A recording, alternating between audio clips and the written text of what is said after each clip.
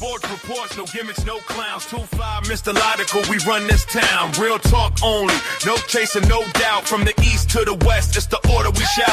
Mic check, lights flash, game time, stay ready. 2 vets in the zone, keep the pressure real heavy. Big hits, big plays, yeah, we breaking it down. Truth rings in your speakers, every word is the crown. From the north side hustle to that southern flame. Midwest grind, west coast of the game. Sports talk kings, yeah, we wear that crown. Turn it up, let them know it's about to go down. Sports reports, no gimmicks, no clowns. 2-5, Mr. Logical, we run this town. Real talk only, no chaser, no doubt. From the east to the west, it's the order we shout.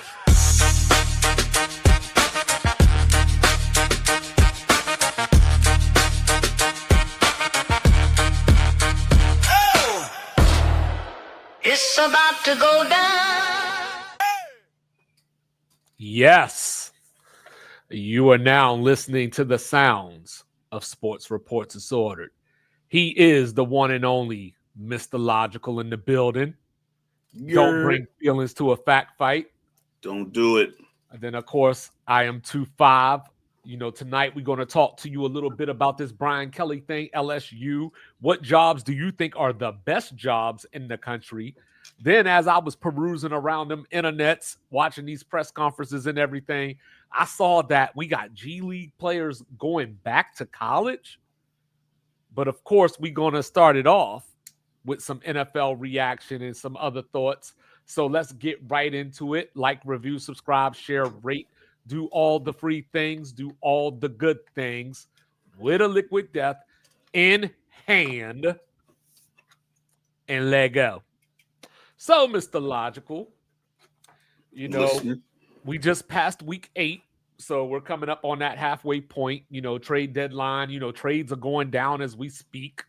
You know, New England, I saw traded Keon White to the 49ers earlier, just traded Kyle Duggar to the Steelers.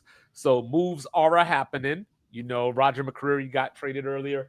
So I just wanted to ask you, one, who is an under-the-radar team that you think people aren't noticing? And 2, is there a new team that's in your eye as far as, like, you know what, I'm throwing the chips all in.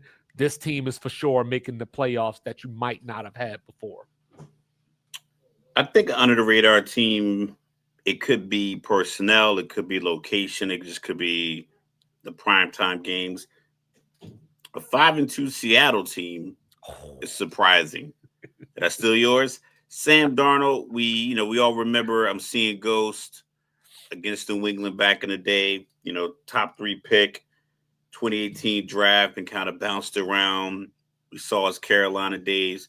He had a resurgence in Minnesota, but a lot of times we might attribute his success to the coach and just the dynamic player that he had, Justin Jefferson. I think Jefferson still missed a lot of games last year.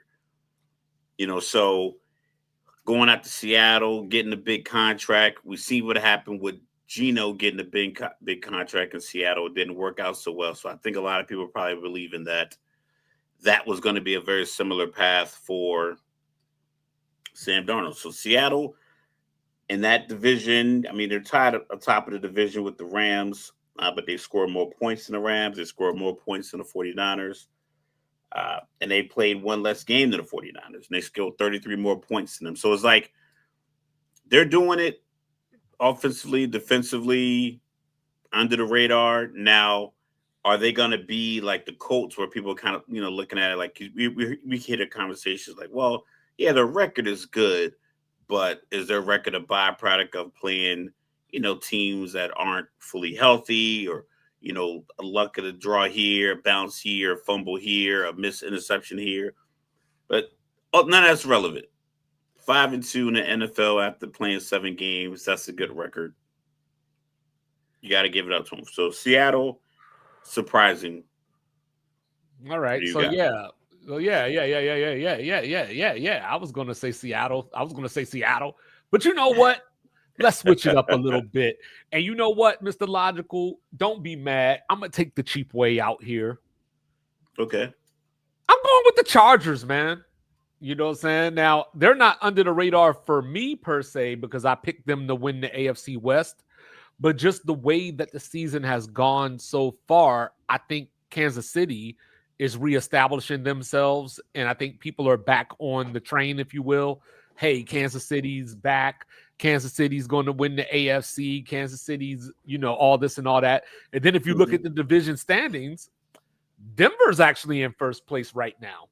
So, and especially coming off of what they did to the Cowboys, for the fact that they are the Cowboys, I think Denver's going to get a little bit more, shine this week than they probably normally would if they would have done that to somebody else. I don't think so. I think people recognize that. I mean, I knew Dallas defense was bad. Well, people just want to talk about Dallas. At the beginning of the game, I saw that their defense was like 31st against the run, 32nd against the pass, and it was something like it was all 30. Well, and we were talking I knew they were bad, but I didn't realize they were that bad because Dak was having like a pretty solid season, and we're kind of trying to figure out. But the defense is definitely holding them back. But we were also talking about how, Denver's running game to date hadn't been very impressive too, so they just ran into the right team at the right time, I suppose. But with the Chargers, they've had injuries after injury. They already lost Slater before the season. Mekhi Becton's been in and out. Joe Alt is back now. Quentin Johnston missed a game or two. So the Chargers were taking some losses to include, they gave Jackson Dart his first win, so I think a lot of people jumped off then. And that's why I jumped off. And that's why I'm kind of leaning off of the Denver train. Because it's like, I was thinking about this before the show started. When you look at an NFL team, if that team doesn't have a glaring weakness that you can attack, then you have to be sound on both ends, in all three phases on your game when you approach it. I think Denver's offense can get very stagnant, and their defense is reliable. But I think they can be had, hence the Giants having that type of lead that they had against them. Poor Riley Moss has the most defensive pass interference calls against anybody in the league. He gets all the calls that Sauce Gardner and Joey Porter were getting last year. Yeah, so he's getting a lot of those. So I think that could, you throw it up. You put a big wide receiver over there and just throw it up. It's a 50-50 shot that you might get a pass interference call. Don't forget, we just found out, I think it was late last night, Surtain's going to miss the next 4 to 6 weeks. So, his leg. So right. So that's what I mean. So now they have such a glaring, now I think they have a couple of weaknesses that you can attack. But to your point about the Chargers, they have their injury bug.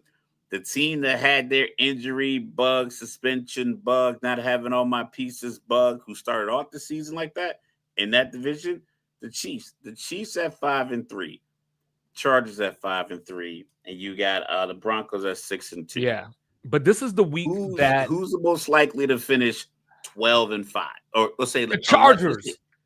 You know what I'm saying? But but this is the week. No, but this is the week for all the people that love to overreact to every single result. This is the week because, we got Kansas City going up to Orchard Park. Denver, you talked about how stagnant their offense can be. They play Houston this week going up against that defense. So this is one of those weeks where, let's just say Houston, because I don't think Houston's dead yet. You know what I mean? I don't think they're dead just yet, after that performance against the 49ers. But after, if Houston goes in there and wins that game this weekend, I believe it's at Houston. If they win that game this weekend, people are going to jump back off of Denver and say Houston's back or something along those lines because they're reacting to the last two games. Yeah, whereas it's what happened. What have you done for me lately kind of league. But the Chargers don't play Kansas City again until December 14th. So there's a lot of time, to your point, to get healthy, to get Kansas City will be in first place in that division when that game comes around. The only problem is the week before they play Kansas City, they play Philly. So they got to go Philly, Kansas City back to back, so that is an issue. But we'll see how that works out, But I like your pick of Seattle because Seattle, and I came into this season thinking that Seattle was going to have a top 3 defense in the league. Jackson Smith and Jigba speaks for himself, leads the league in receiving, and that's with Sam Darnold throwing him the ball. So I'm not even trying to do that thing. But I mean, hey, this is what they're doing right now. Yeah, if you The hit his hands 49ers and he brings it in, doesn't matter who the quarterback is. Right. The 49ers are beat up. The Rams, Puka's out, he missed the last game. They were on bye this week. And, we already talked about Stafford in the offseason. And I think Stafford is on that LeBron plan from the standpoint of you're still doing great things. You're leading game-winning drives. You're still tearing defenses apart. But what are you going to do once the season goes on, and then we get to the playoffs? And, not saying that obviously he won't have the same stress on his body that a LeBron would have per se. But, Yes. hey, you're another year older. If y'all don't get home field advantage, you out here in the winter somewhere. You know what I mean? And how's that old-ass arm going to hold up? I mean, I don't know what they have in these training rooms in the NFL, but it seems like a lot of guys are just playing through some of the craziest injuries. I mean, Surtain finished that game. Yeah.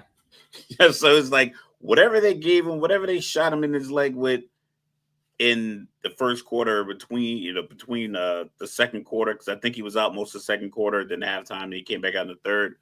So, well, like, yeah, I like I said, some of these teams are going to fade. But the leg isn't even why he's missing these games coming up. And then he hurt his shoulder. Yeah, he's got the torn pec. So, they're saying 4 to 6, but that might be generous.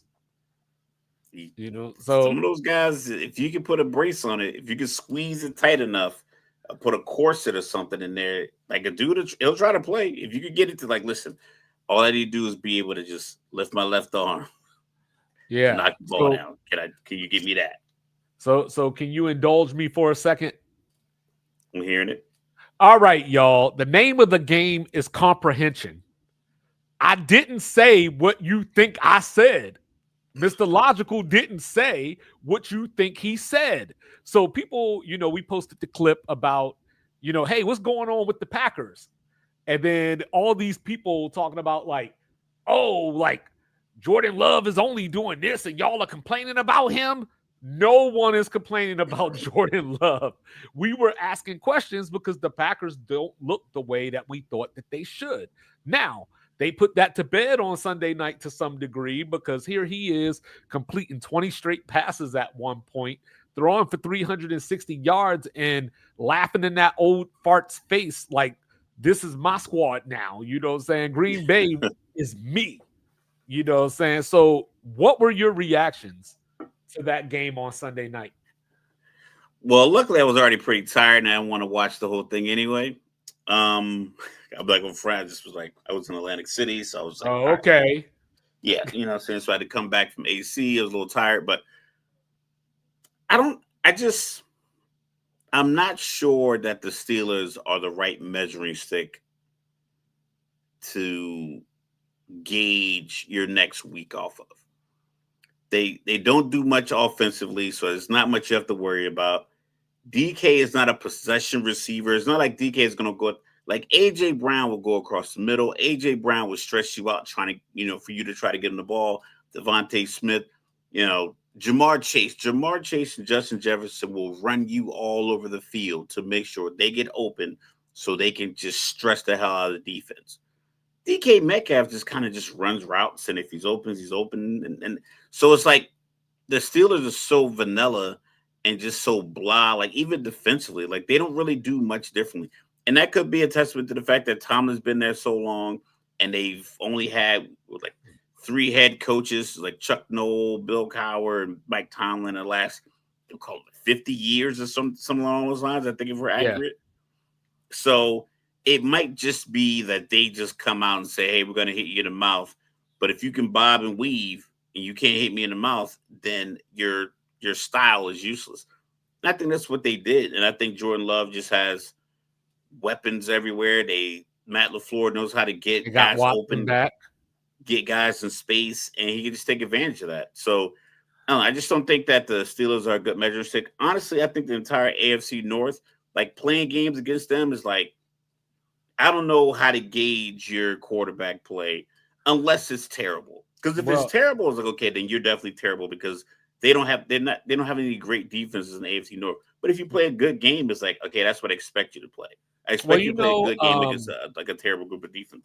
well, as I was looking at this, I had a thought that I thought I would never have. So for the last couple of years, I've been saying, hey, you know what? If I was Mike Tomlin, I'm done with them. They're giving me Mason Rudolph out here, Kenny Pickett, so on and so forth. You know what I mean? Like, I don't have the weaponry even for them to throw the ball to for me to know how good they are to begin with. So now you went out and got DK Metcalf. You went out and got old man Rodgers. So theoretically, you're all in. Nah, but that's the thing. They had Pickens. They could have. You mean to tell me Dallas is figuring out how to play Pickens and CeeDee Lamb at the same time, and Arthur Smith, you couldn't figure out how to get DK and George Pickens on the field at the same time? You just said it. And who hired Arthur Smith? It's just vanilla. It's like gluten-free vanilla ice cream. What I was going to say, dry and ridiculous and useless, and shouldn't be sold in stores, and it shouldn't be on primetime television. Usually, I want Mike Tomlin to leave. Now, I want the Steelers to tell Mike Tomlin to leave because he's a defensive guru. He came in there with that reputation. Throughout the years, run the football, play tough defense, don't make mistakes. I've never seen a team coached by someone who I think of as great bust so many coverages. Just not be in the right places. It's one thing. I don't think they're a team. I don't. No, I know. I don't think they're a team. I think they're a collective of high-priced mercenaries that don't have an allegiance to one or another. I think we talked about Aaron Rodgers' ability to come back in the fourth quarter is probably one of the lowest percentages of any all-time great quarterback. I might have to steal that from my next Florida State article.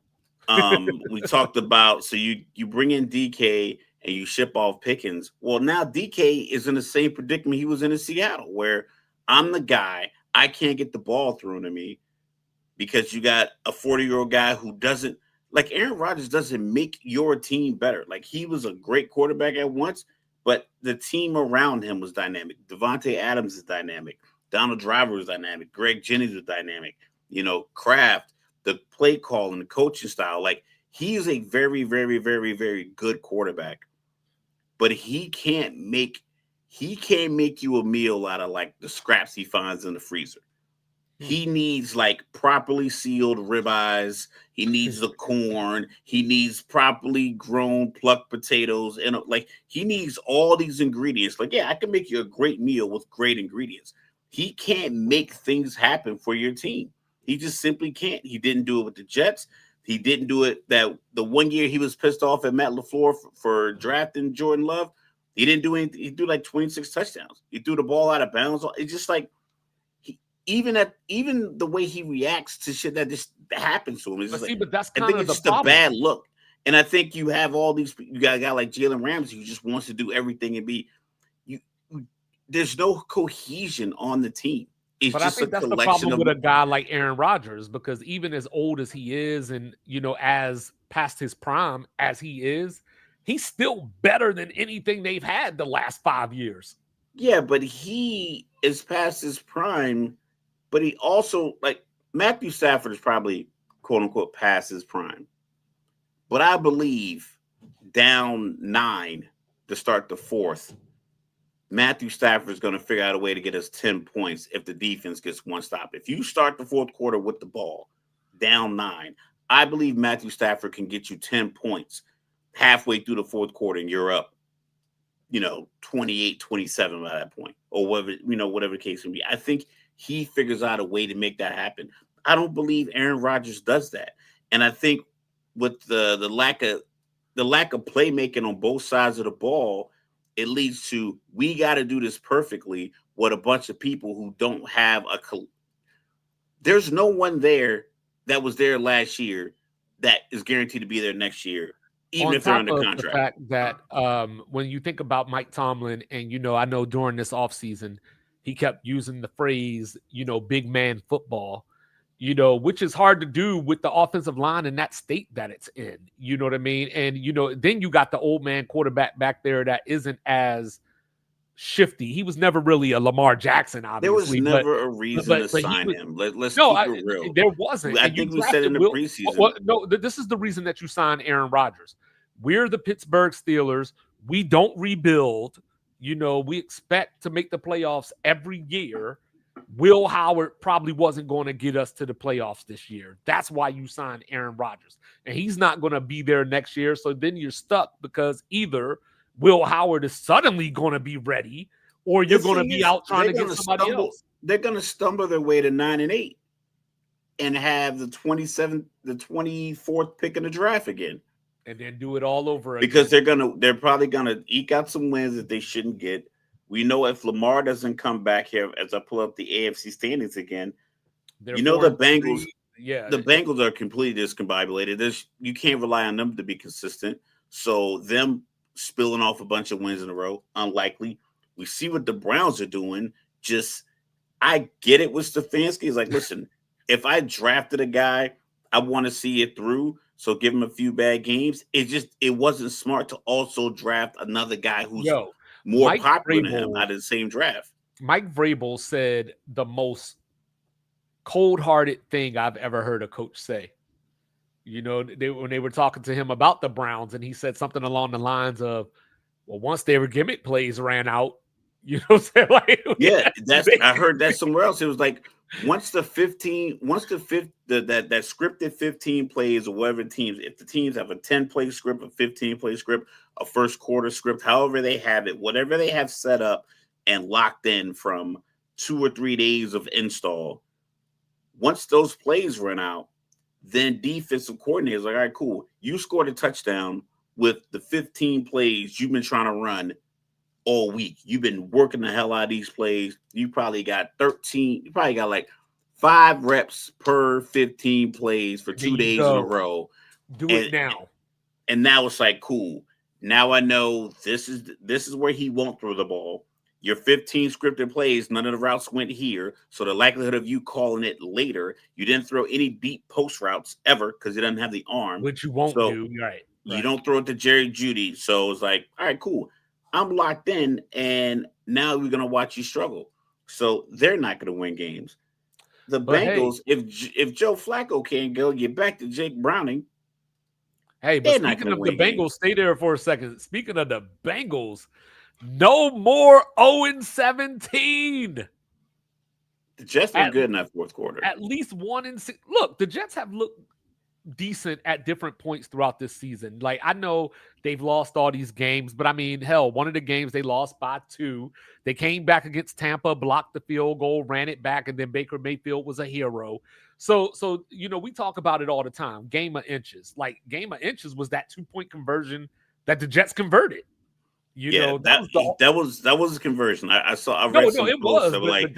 There's no way that happened. I was like, they slowed it down. Fine. He had the ball inside that's all you need. And then of course, the best part about this for the Jets probably, and I'm sure they'd rather have these guys, but they did it without Garrett Wilson. They did it without Sauce. So, you know what I mean? So let's not get crazy. They still gave up 38 points. They did. But I'm just, you don't care they at needed that a point. review on a 2-point conversion and needed a halfback pass. Like, no, at that point, you don't care. You just want to win any means necessary. 1-7 it's a good look. Because 4-13 is going to be a great year for them. They'll get their top 10 pick, and they'll move that's on. Just it. You can't 4. win 2 till you win 1. So there you go. Hey, speaking of which, though, real quick, while we're talking about the Bengals, Jamar Chase, the last 3 games, how many targets do you think he's had? 45. 54 targets over the last 3 games. You know what I mean? A.J. Brown would kill for those numbers. I know. And then I saw A.J. Brown. I think he removed everything Jalen Hurts off his Instagram or something like that too. These dudes got to get out of their feelings. I don't know what's going on up in there. But, we talked about the Browns briefly. It was a 9-7 game at halftime. Myles Garrett had 5 sacks. How embarrassing is it for you to have a player that has 5 sacks and you lose the game by 19 points? Let's just keep it real. these are real life people who see what's going on. If you are at a job and you're working your ass off, and there's somebody that's holding you back, and the person proverbially in charge is allowing this person to keep doing it, they're holding you back. And the defense could be like, yo, I'm sick of this dude literally not getting us any points. I don't want to hear it. You don't want to hear what? Myles Garrett had the chance to get away from Cleveland this offseason. We were talking. We had $100 million. We had a whole conversation about, hey, is Myles Garrett going to go to Philly? You know, like, is Washington going to try to get him? You chose to re-sign in Cleveland, lay in that bed. Listen, but it's different. They clearly have enough to compete in that division. They clearly don't. I think offensively they have enough weaponry. They just don't have the right guys starting. If you put, let's say, the only weapon I see is a rookie running back that's hurt right now. If you had Carson Wentz in that offense, yes, he'd make some mistakes. But I think Carson Wentz will look for Jerry Jeudy down the sideline. I think Carson Wentz will hit Njoku on a deep out. I think any Carson competent Wentz quarterback with real skill, hit his own. Of course, but at least Carson Wentz might go 27 for 38, 2 touchdowns and 2 picks. But you know he's going to throw it. He's going to sling it. He might take a bad sack. But at least you know he's going to threaten the defense. He's going to stretch the field. He's going to allow the playmakers to make plays. Dillon Gabriel flat out does not allow people on the team to do anything. The guys are just running cardio. So now I got to keep going back to the sideline, and I got my wide receiver coach in my face saying, you're not running the route hard enough. No, he can't get it to me. So what you're saying is that Dillon Gabriel just isn't legendary? It's not about even being legendary. I don't think he's complimentary to the team. At a minimum, your young quarterback should be complimentary to winning. He should be able to execute your offense to the point where it's like, listen, I know I don't know everything, but I know this well enough, and I can execute these things well enough to get you like what people believe Aaron Rodgers is going to be able to do in Pittsburgh. It's like, he might not be the youngest guy. He might not the same thing, but he has the arm talent and he has the expertise. He should be able to connect with DK Metcalf. It would have been better to keep George Pickens, but the same thing with Cleveland. It's like, you were better off. I don't know why they drafted Shador and then they're going to play Dillon Gabriel. And I get Stefanski. I see you want to see your guy work, but you don't have the luxury of that when you have a backup quarterback that has that should get the equal amount of opportunity, because if they're both average rookies, then why does one guy keep getting to prove that he is below average performing on game day and the other guy's getting zero opportunities? He doesn't even talk about him. He doesn't even say his name. Side note. And I'm not even like a homer for Shador, but I'm just like, yo, you're not doing your team any favors. A guy had 5 sacks and you gave up 32 points. A side note, Vlad Guerrero too young to be running around these bases like this. You know what I'm saying? Like, he looked like me out there after I done worked out for 2 hours, you know. But anyway, speaking of that division, hey, you got to start somewhere. We had this argument the other day. You got to start somewhere. The Ravens got that win over the Bears. Caleb Williams still looks like a damn deer with his, lost in the headlights. 285 It has to yards. be perfect. It's the same steak analogy that I have for Aaron Rodgers. The Ravens, though, all these years they played the Patriots, right? Epic Monday Night Football games, AFC Championship games. And what did they take from playing the Patriots? Injury manipulation. Now they're about to probably get fined. We'll see if they lose a draft pick or something along those lines. Nah, not yet. You got to do it a lot. But Lamar Jackson, widespread. I thought Lamar Jackson was going to play. So that's why, I picked the Ravens to win that game the other day. Turns out they didn't even need him, Mr. Logical. Yeah, Chicago's a strange team Well, listen, I believe heavily on leadership. I lean heavily on leadership, and I believe people want to be led. I think people have a desire to be led. I think people admire good, smart leaders. Sometimes people are in these positions, and I don't know if they know how to do it. Right. I think Caleb Williams is one of those guys. It's like you got to be able to. This team is probably one of the worst ranked defenses in the league. So either Ben Johnson and Caleb Williams aren't on the same page, or they just don't have that quality that, we're in the mud, we're in the trenches, I'm going to lead us out of here. I think that's important to have. And I don't know if the coach nor the quarterback have it.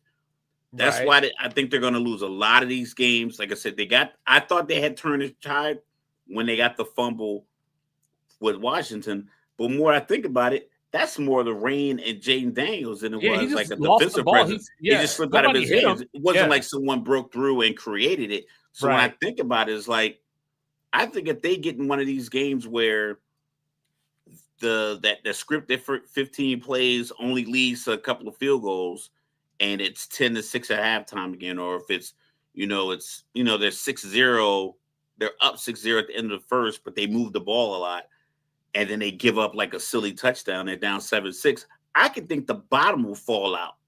Hey. You know what I mean? Just like I just don't feel like you might see it they 'cause you know are who like they a got this quality weekend, team. right? I like to look ahead later in the You week. got Joe Flacco, man.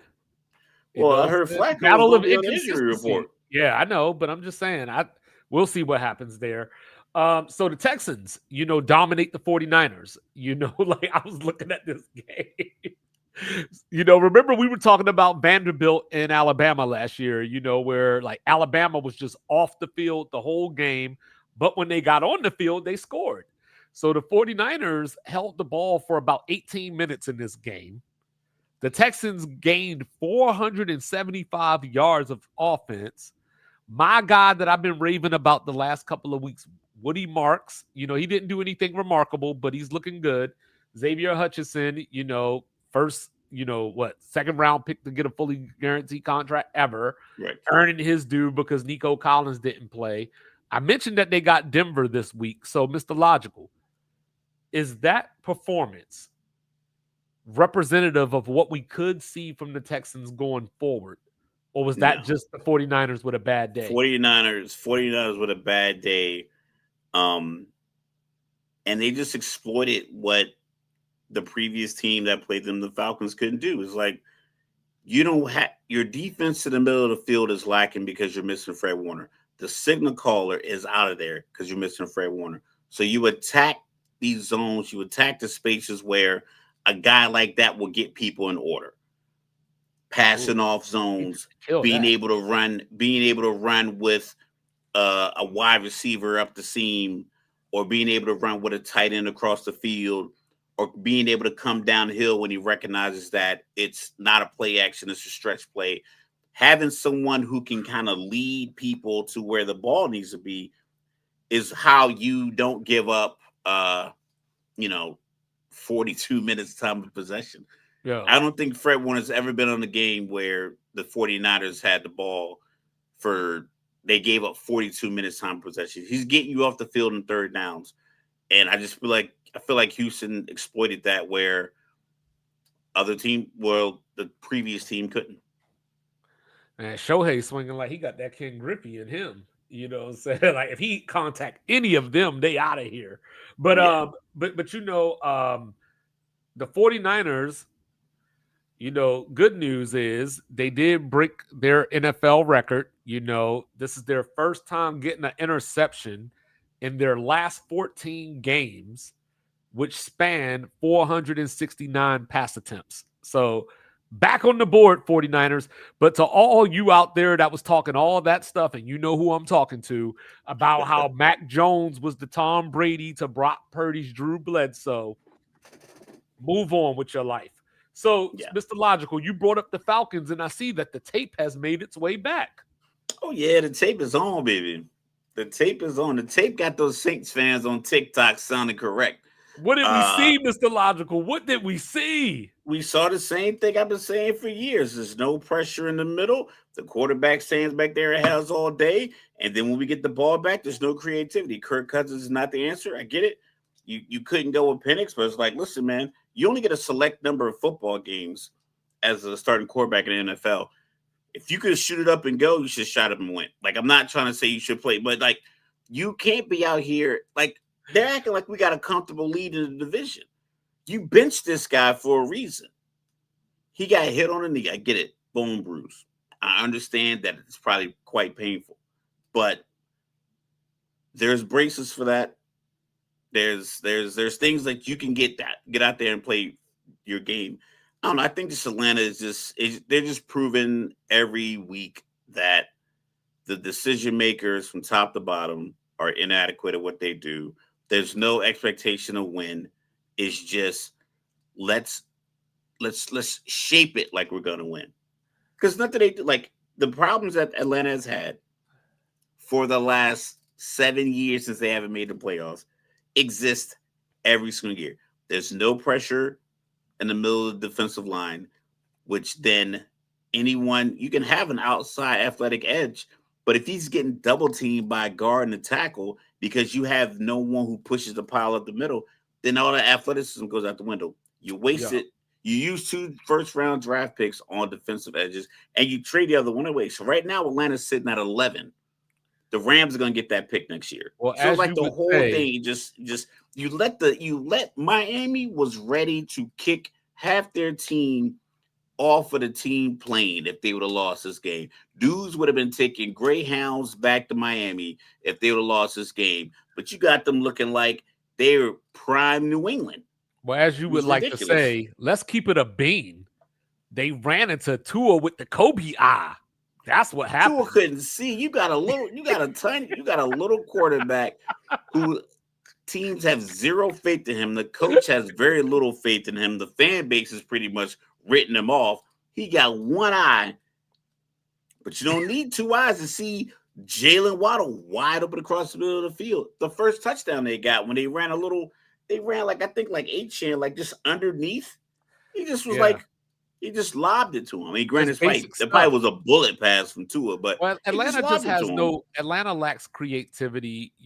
I don't know if Raheem makes it through the season, but Thursday night he will. He absolutely will, and I don't mind him making it through the season. The problem is he'll be back next season. Everybody will be back. No one's going anywhere. Well, that's Thursday night. The problem. Thursday night we got Miami and Baltimore. Thoughts? 10-9. One of them's gonna win. I think Lamar is actually gonna play this time. Lamar ain't playing. We'll see. I ain't gonna get into Monday Night Football at all, but you know what I mean. But what I will say, we can get into Monday Night Football. We don't need to talk about Monday Night Football. There was no Jaden Daniels. There's no reason to talk about. I don't care. Mario actually, put you up know 30 what? I will Atlanta. say one thing about that game. Shout out to Marshawn Lattimore. Getting off the mat with a pick.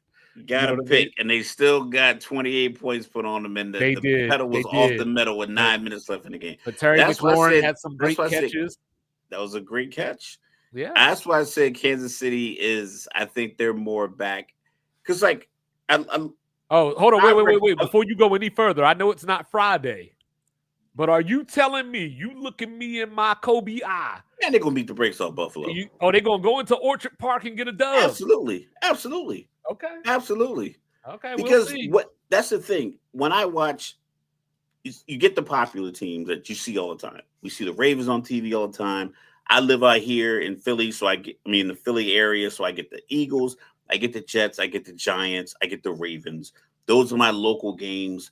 If I'm streaming something, I look for the Atlanta games. Obviously, you get the primetime games that, so I see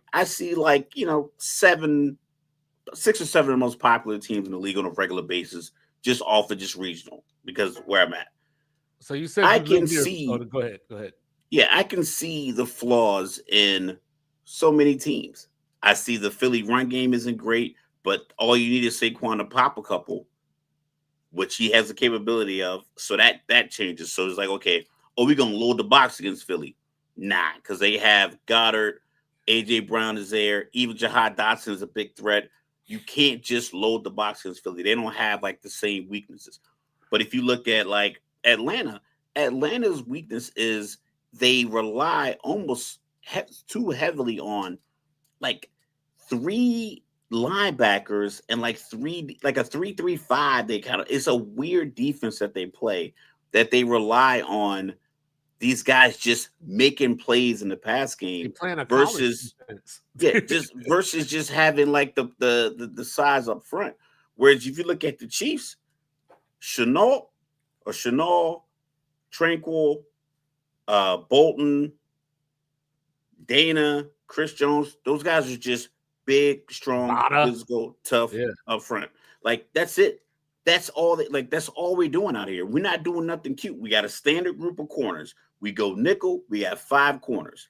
So that's 3 corners, 2 safeties. We go dime, we got 6. That's what we're doing. We're not out here with 7 defensive backs and Chris Jones trying to take on 3 blocks by himself while we run this exotic blitz. And then the quarterback is just standing back there slicing us up. And it's been like that every week. They made some plays on the ball. So when I watch these games, like this doesn't scare anyone. And that's what you have. You have to, your defensive coordinator or your offensive coordinator throughout the week of your opponent needs to have a sleepless night trying to figure out how to stop what you do. If he doesn't have that, then it's a coin toss. That's when the spread's like 1.5. So you said that you live near the greater Philadelphia area. Correct. Did you see Gordon Hayward the other day? Cut it out, man. You know I don't watch the injuries. He tried to get up. I don't watch the injuries. I could watch the surgery. Somebody tried to show me on the phone. I was like, nope. That's exactly what I thought of when I saw it. I watched the surgery. And he had no idea. He tried to get up. He was like waiting for people to help him up, and they were like, no. Remember when Dak slammed his foot on the ground and popped it back in place when he had his injury back in the day? So adrenaline, man, like that's a dangerous drug. Yeah, so Philly didn't miss a beat, without A.J. Brown. Saquon went 14, 150, so the Eagle fans are happy to see that. Jalen Hurts, 4 touchdown passes off of 15 completions. So, I heard somebody this morning say, hey, Jalen Hurts is in the MVP discussion. Sit down, sir. But anyway, here's a question for you. Because the whole season counts, not just the last 2 weeks. Over the last couple of weeks, he has more touchdowns than incompletions. I'm just saying, not the MVP lead, not the lead. The whole season. What up, Mike? He shouldn't be at the top. No. It's probably if you go right now, we're 8 games played. There's one MVP right now, and he averaged 12.8 yards per carry the other day. Taylor. Yeah, JT. That's the MVP right now. But that's we know how it goes. That's offensive player of the year.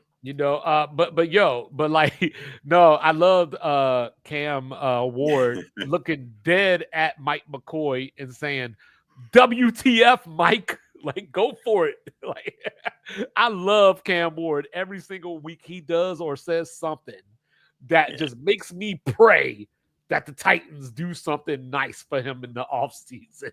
Yeah, it makes me think they should just draft right now. I don't think it can be Baker right now. I thought it was not Dak either. I thought it was Baker like 3 weeks ago, but with all these it's not Baker either. Yeah, it's not his fault. It's not his fault. But it's not his play either. But with all his injuries, Jalen Hurts has more passing touchdowns than both of them. You know what I mean? Like, it's not like your play has to matter, not how we feel about it. Like, they were winning games on last second field goals and last second drives. They won 23-20. They won like 18-16. Like, those aren't MVP numbers. Like, let's calm down on the Baker train. Baker's a dope. He's a gamer, not an MVP. And then of course, my favorite player in the league, Antoine Winfield, got robbed of 3 touchdowns the other day. But, saying forget these referees. I saw what they did to the Giants on that tush-push fumble, but we ain't got to get into all of that.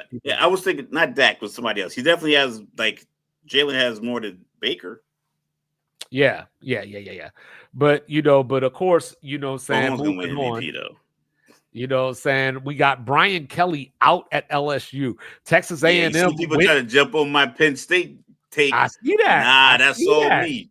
I've And been I even saying saw that for Lethal weeks. post it tonight too. You know what I'm saying? Yeah, I've been saying that for weeks. Watch the pod. But Brian Kelly, he's gone.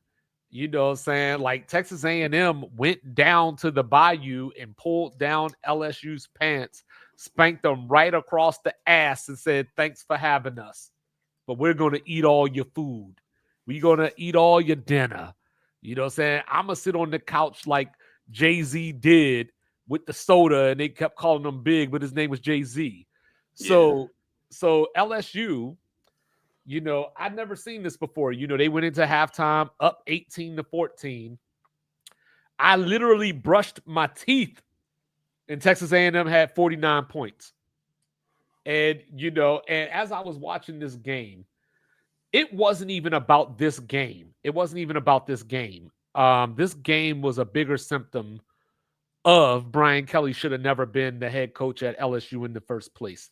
And this is one of those things where people, and I talk to people about this all the time. They like, how you get all these upsets, or like and I'm like, because y'all are just looking at the names. So you see a name like Brian Kelly, and don't get me wrong, Brian Kelly is a great football coach.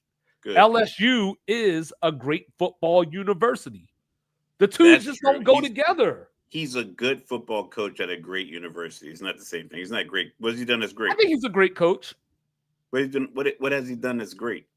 Well, so for one, before he came up to the FBS level, he won the national title at Grand Valley State. He came to FBS. He took Cincinnati. How old were we when he did that? He took Cincinnati to the Sugar Bowl, which was a big accomplishment back then. This was before Luke Fickell in the playoffs and all that. He went to Notre Dame, a Notre Dame that was a few years coming off of a 0-win season, and took that team to a national title game. And then, he went to LSU and took them to the SEC title game in his first year there. So he a bunch has of almost stuff doesn't make you great. He's good. No, he's a good coach. Don't do that. He's don't do that. Like I said you before, don't get to do that, Raph. He's a little bit more advanced than that rule. I said this last week. You are Mr. Only One Team. No, you are Mr. Only One Team can win the title. I don't want to hear that from you. I don't want to hear that from you. No. I said he's a little bit more advanced than Matt Rule. You wanted to give Matt Rule a bit more credit. I said he'll go to these big programs, he'll build them up for a few years, and then he'll leave for another big program. Mr. That was my No. I'm not even talking about That's that. exactly what I said. You're not being loyal to your logic, so your logic ain't loyal to you. No, I told you. I never thought he was a great coach. Only one team can win the title. So when I say that somebody takes a team to the national title game, I understand that. People don't get to say, but in college football, you don't get to say that. In college football, in order for you to be considered a great coach, even if you look at his own peers, That's your opinion. His peers. Just look at his your opinion. People think Sark is a great coach. Do you? No.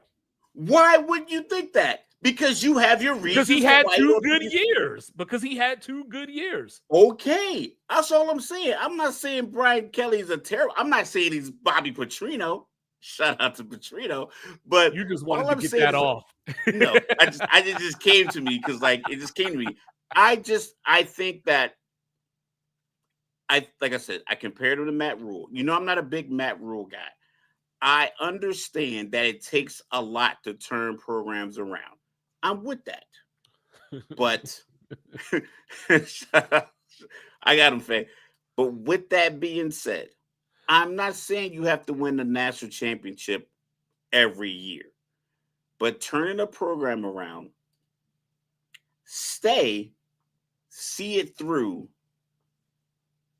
get a couple of deep playoff runs or years where you were 11-2 at the end of the season and like you just were out. I understand that. You give me those years, I'll call you great. But you build it up and then bounce before you really lock in anything guaranteed there. Bruh, and then go somewhere else. He took Notre Dame to the national title. And look, time out. Let me preface this by saying I don't do the you ran into thing, right? Like I don't do that. Like if you like people tell me Carmelo ran into Kobe, I don't care. Beat him. You there, beat him, right? So Yeah. let me preface that. You know what I'm saying? But like I said, 2-3 years before he took over, Notre Dame won 0 games. 0. That was Ty Willingham. He took them to the national title game. Took them to another. Who did they lose to in that national title game? Nick Saban. You know what I'm saying? Right. Then he went to another playoff. You know what I'm saying? Lost to Trevor Lawrence in the gang. You know what I'm saying? So it's not as if he was out here winning games and then it was like, oh, damn, they lost in the bowl game to Utah State.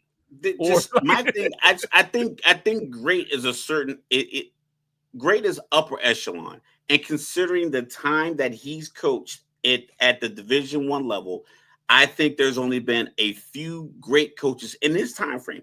It's not knocking him. It's like everybody can't be on Urban Meyer, Nick Saban, Dabo Swinney's, Kirby Smart. Like some of these guys have to have their own stratosphere. Everybody can't get in. So I cut it off at good. We even go very good, but I wouldn't give him great because there's guys in his era, in his time, that he didn't beat. So I can't put you in the same group with these guys if you didn't beat any of them. And then you see how it's ended. Look at the program that he has at LSU. He just not for like. Oh no, actually he didn't. My bad. That was Marcus Freeman. No, he beat Dabo. But Dabo still has multiple national championships, #1 overall, top draft picks. I mean, a lot of that is, but a lot of that. But this ain't the NFL, right? In the NFL, we talked about this offline a little bit.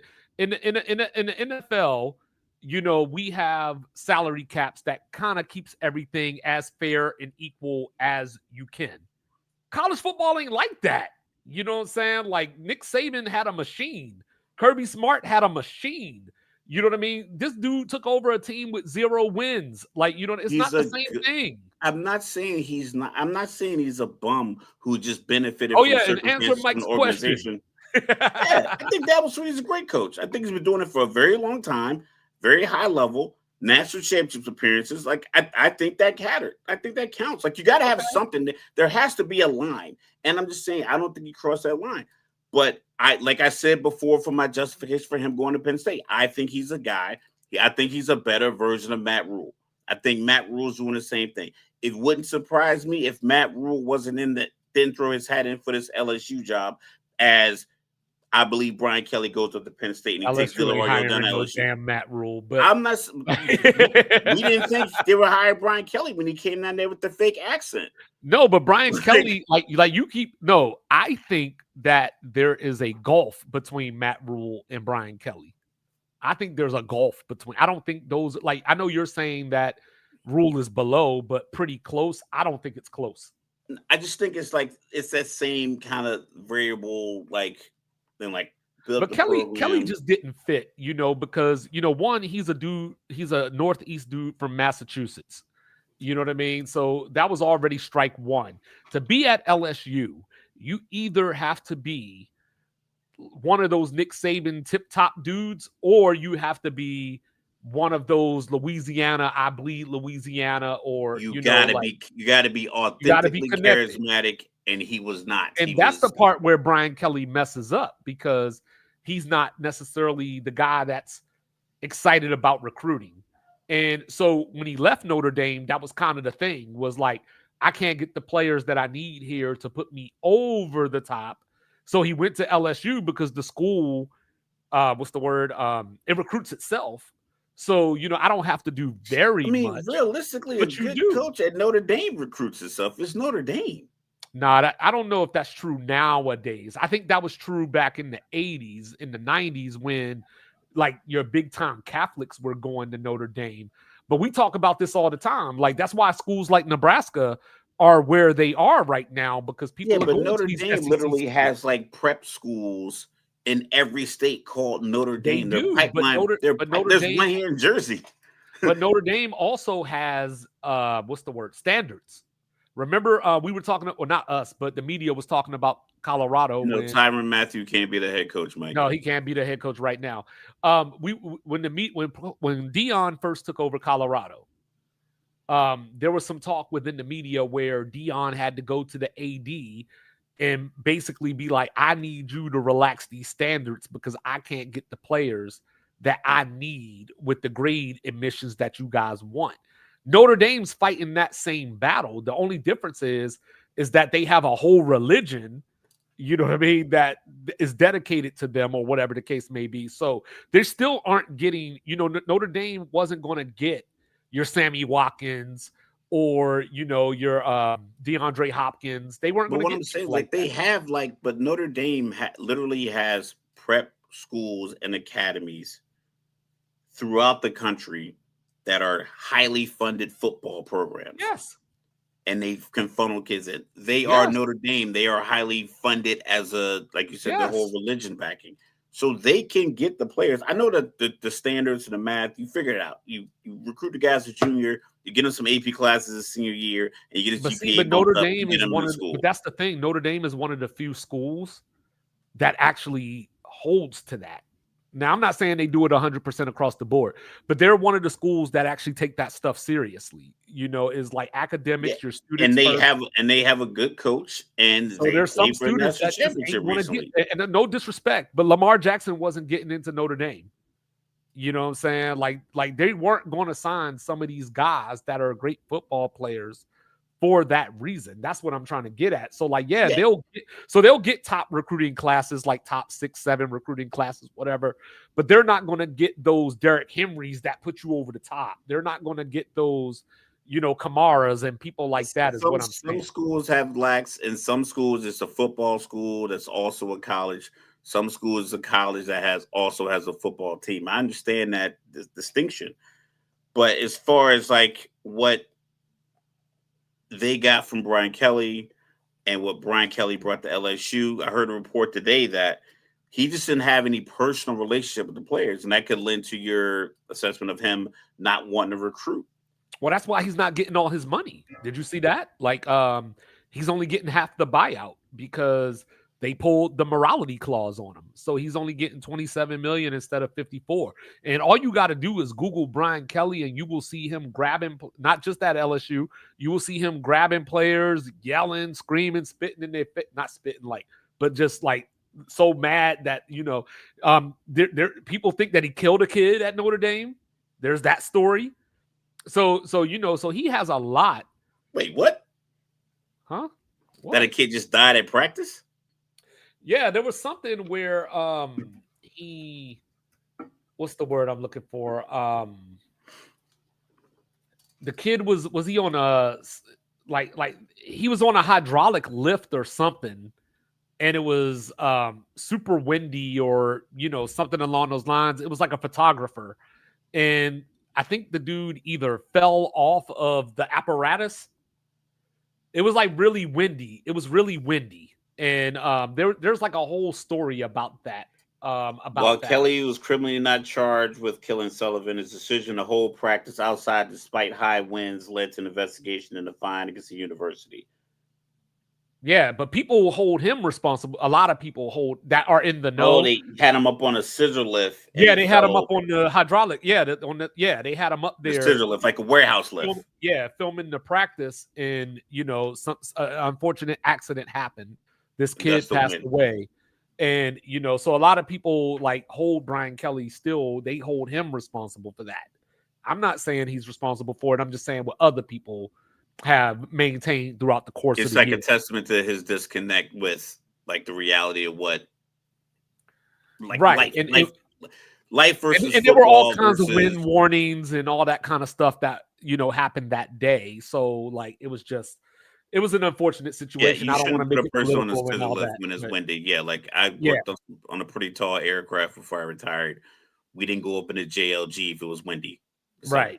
So there's that going on. So, so you talked about how you think James Franklin Brian Kelly is going to end up at Penn State.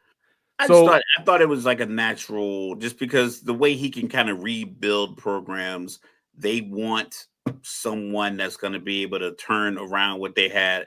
Because like I said, getting rid of Franklin with the record they had over the last few years, it's evident that it wasn't just about the wins. It's about the culture. I don't know, going out this way at LSU is going to be just as attractive, but Penn State could look at it like, listen, That's LSU or Penn State. We're different than that. So where do you think LSU either should or will go with this coaching search? There's always going to be the rumor of Lane Kiffin, because I think LSU, they just everybody I know from Louisiana is just swaggy. They just move different. They talk different. We saw the No Limit versus Cash Money versus. So it's like they have like a different kind of like style and a different kind of swag, the way they talk, the accent. So you need somebody that's kind of authentic to the region. You can't get, I don't think James Franklin will work there. I'm not even really sure Lane Kiffin would. I think his cockiness and his swag. I think Lane Kiffin is perfect for Florida. But like if he were to leave, yeah. I wouldn't necessarily leave if I was Lane Kiffin, but I'm just saying that I personally wouldn't either. But no, I think LSU would probably reach out. I don't know. It just depends on I came with some names. What kind of style they want to go with. Like I think they not to coach, but I think they reach out to Nick Saban and say, "Hey, who do you have? Like who some of these assistants you have? Who's on your radar? Like who do you think you've coached here before? Do you have anyone that was on your staff previously, or maybe on Kirby's staff that you think could, understand?" Well, my first name that I was going to give you was a name that was on his staff. My first name that I was going to give you was a name that was on his staff. Yeah, let's hear it. Glenn Schumann. He's currently the defensive coordinator at Georgia. He came up under that Saban brotherhood. He was on that superstar coaching, that video with Nick Saban, Kirby Smart, Sark, Kiffin, like that whole squad. He was a coach on that squad. Obviously, he was the not so known one, but he's obviously done some great things as Georgia's defensive coordinator. He's an SEC guy, obviously. So I'm gonna put his name on there. I'm gonna go back, pull from the NFL, and this is just off of affiliation. Joe Brady got to get a call, right? He was the offensive coordinator back when Joe Burrow and those guys ran roughshod and won the national title. Yeah, I would think that, like that. That he makes might not be a leading candidate, but I would think he's on the list. Yeah, that's your last really outstanding year, and he's still available. He's not really locked into like a permanent head coach position anywhere else. Yeah, I think you'd be wise to make that call. I've heard people. This is not me, but I've heard people bring up your guy, Urban Meyer. So here's a couple. Here's a couple of guys that 2-5 likes. So I like Alex Golish. He's the head coach at South Florida. Has them potentially on the brink of a playoff berth, even though they lost to Memphis the other day. You got real quick to feel old, real quick. Tim Rattay is LSU's quarterback coach. Didn't he get drafted while we were adults? I'm just saying. Summerall from his first name keeps escaping me. I keep wanting to say John Summerall. There you go. He's the head coach at Tulane right now. If they want to go the G5 route, but they might want to say, no, we're LSU. We're not going that route. So those two could be in state. In state right down the road. Clark Lee, over at Vanderbilt. Saying the only problem is he grew up in Nashville. He went to Vanderbilt. But I think LSU has the money to make you say, home was nice. Home was real nice. Yeah, you can always go home. I could always go home. And here's a private jet. Here's a name that I don't know much about, but I've been hearing people in the know say. Kelvin Shepard. He's the defensive coordinator for the Lions. So apparently, I know he went to former LSU Tiger. Well, he went to college at Nicholls State, if I remember correctly, which is in Louisiana, but that's a name that I've heard being tossed around. So we'll see. So the other problem with LSU here, you got a lot of politics going on, right? Because the governor. Do they hire black coaches? I'm just like, you think any black coaches are on their radar? Because I don't recall LSU really ever having a black coach, right? Yeah, I don't recall that. You know what I mean? But Kelvin, we'll see. But they got the politics going on because usually to make these moves, they have to talk to the governor. Because of the funds and all that kind of stuff, because LSU doesn't necessarily have the money internally, but they can get their hands on the money. But You on mean top of taxpayer money? yeah, oh, those people don't care. You know what I'm saying? And then on top of Better that, call the Saints and get a cut. on, Get some of on that top Saint of money. that, They're not using it for anything useful. Yeah, I got a Shakes jab in there. so on top of that, this is the problem. So their athletic director, Scott Woodard, he came over from Texas A&M. You know what that means, right? Jimbo Fisher. He hired Jimbo. You know what I'm saying? Now, he didn't necessarily give Jimbo the extension or whatever, but but he hired Jimbo in the first place. And then he brought in Brian Kelly to LSU. So you're already 0 for 2. You know what I mean? So either I'm not saying you gotta lose your job, but they might just tell you to sit this one out. Or maybe like the enemy of my enemy is my friend. Maybe Brian Kelly was just so bad at towards the end. It's like he got back in a good grade. Like, yo, I didn't think he was going to turn out like that. Like, no, and don't get me wrong. So like we're talking bad for LSU standards. He still went 34-14 as the head coach. Like I said, he went to the SEC title game his first year there, lost to national champion Georgia in that game. So, you know what I mean? It's not as if, he was 500 as their head coach. They just have those expectations. Does LSU have Alabama level expectations every year, even though those years where they shouldn't have it? Yes. And it kind of like that's the problem. And that causes them to like Edo. How Edo lose his job a couple years after that legendary run that they had with Joe Burrow? Well, I argue with Black Adam sometimes because I tell He's him an LSU like guy.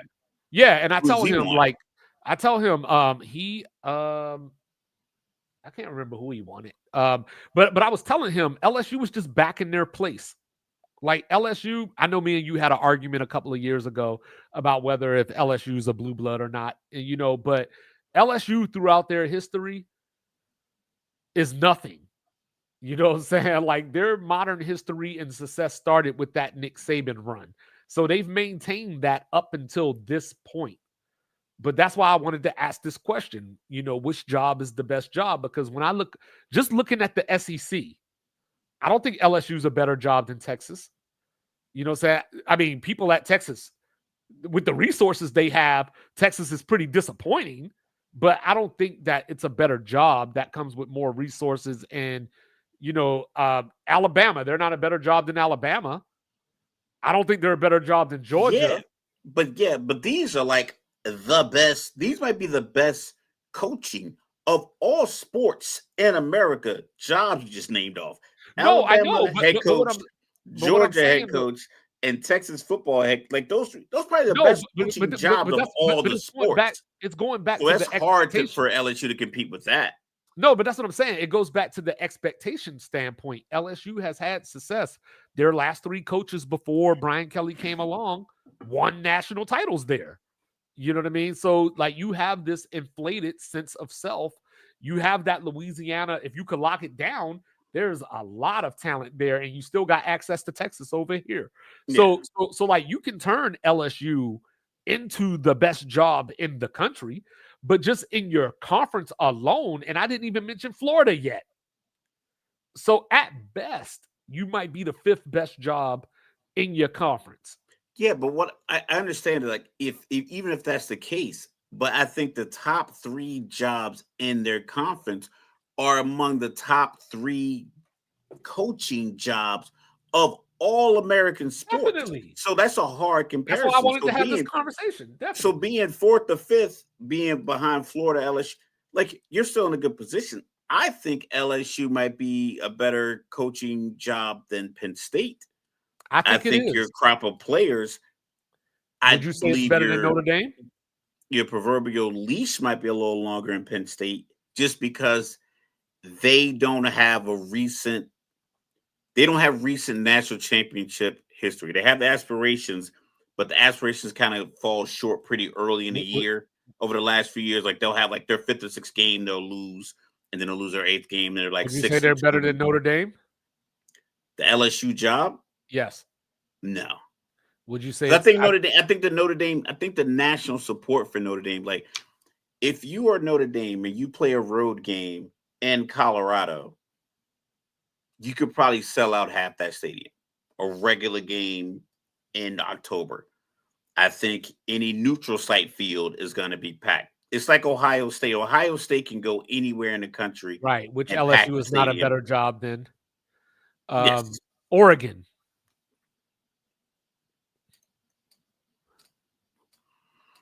Because obviously No, Oregon because has I think changed over the years. they changed over the years, and I think you kind of monopolized the Northwest talent wish list. So if you go even Idaho, Washington State, Oregon, Utah, California, Nevada, Arizona, if you took the top 200 football players from that region, I'm gonna say 175 of them have Oregon on the list as a place Yeah, and I of can't their let you top three.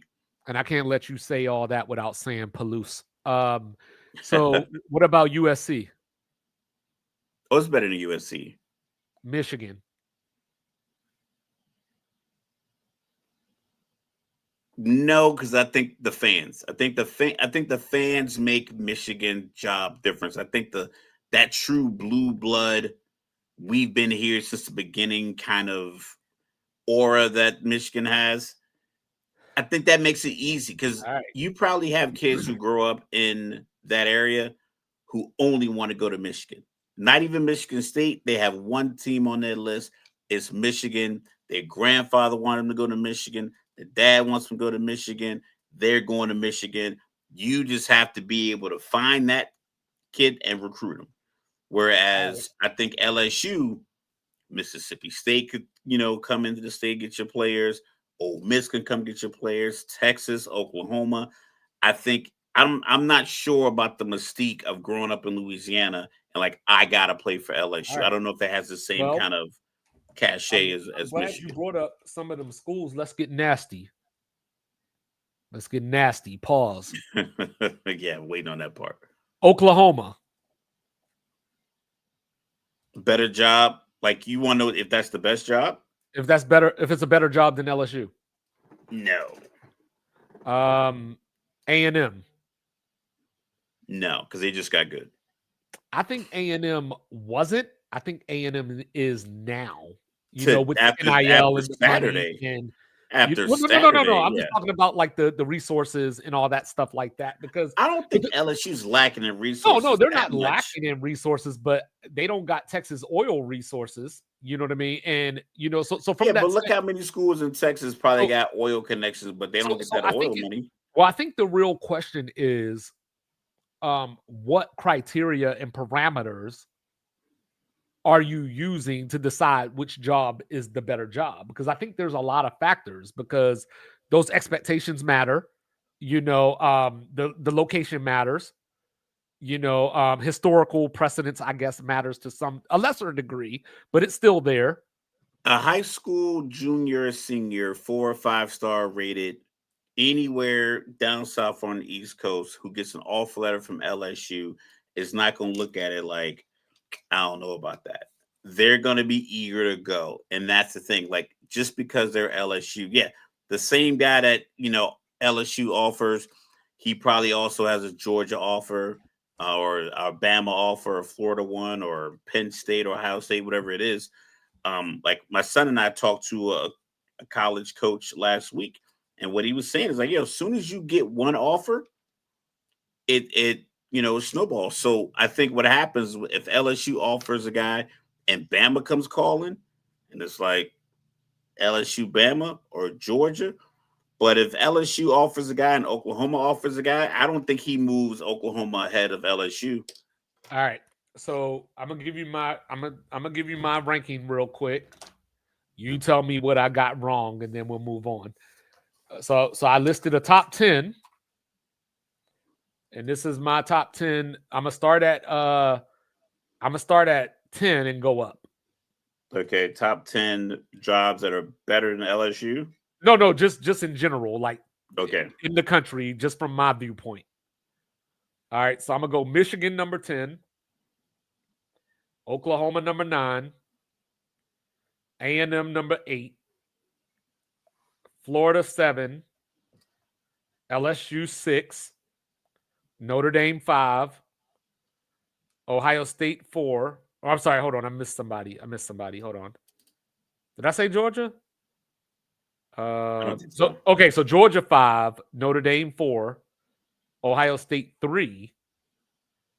Actually, I'm going to switch that. Bama 3, Ohio State 2, Texas 1. You got Texas as the best job? I don't. Texas just fails. I'm just looking at the job. Like, forget the success and all that stuff. Texas has everything you need to be successful. They just aren't successful. I gotta go. I mean, this might be stacking the deck because Saban was so successful for so long that they didn't have to change coaches. But I just feel like Texas goes through so many coaches.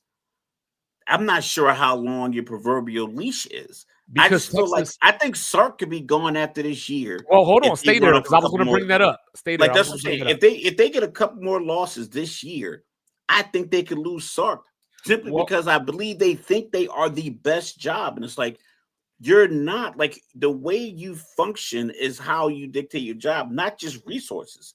You can have a great amount of resources, but if I come here and I'm already under the gun of getting fired off the rip after a couple, like how many years? That's a factor. That is a factor to consider when you're talking about what's the best job. But I'm just saying from the standpoint of all things created equal, starting at 0, I think Texas is the best job. They just make bad decisions. So the best job for you, are you basing off of opportunity for the most grand results or just presentation of resources? It's just a combination of everything. I'm thinking about geography. I'm thinking about recruiting, like possibilities. I'm thinking of resources. I'm thinking of all that, like just blended in together. Because I think what has to factor into the best job is job security. I think a job like Utah is probably one of the best jobs because you're allowed to go 8-4 and be able to come back. A team like USC was probably a great job with a bunch of resources. They went through so many coaches because it's like the expectation for the job. You mean to tell me Utah? Even BYU been firing the hell out of coaches. BYU was firing coaches left and right. Yes, Utah is a great job when it comes to job security, but all the other stuff that I listed, Utah all the resources and everything. I just think job security is probably 5th on the list of like perks of these other jobs. Because Caitlin DeBoer, like I told you, the lady said she won the Powerball. If she won the Powerball, the first thing she would do is buy out Kalen DeBoer. Hey. That's a tough position to be in. Florida, I don't know how you think Florida's a top 10 job to have in this country. You know what? Out of all the things that we argue about, this is what I'm going to say. Get Utah damn well if you was the head coach at Utah, it wouldn't even take LSU to pry you away. Ole Miss could get your ass. Nah, man, I'm telling you, job security is a motherfucker. Realistically, like look at Penn State is paying a guy $50 million a slide. Jimbo Fisher still living off Texas A&M money. He said he won a job. I'm pretty sure, like this is NFL. I'm pretty sure Urban Meyer's still getting Jaguar checks. Doug Peterson's still getting these checks. So it's like, yeah, these jobs look great because you have these resources in place. But it's like, if I don't rock us to a national championship in 2 years, and then in the second year I go 9-3, and we lose 2 rivalry games, and then like a bad game like Mississippi State or something, then I'm out. All right. So look, I was going to ask you about this because I saw some reporting that Sark, since you brought him up, he might have thrown his name into the NFL hat. So 2 questions. Okay. Do you see Sark as an NFL coach? And then 2, would a dude leave Texas to go to the NFL? Well, when he was the offensive coordinator for the Falcons, I made a meme. I downloaded a meme generator, and he was doing like this little thing with his hand. And I put, you mean down the hall and to the right, and I can just walk out to the parking lot because I wanted him fired then because he was awful.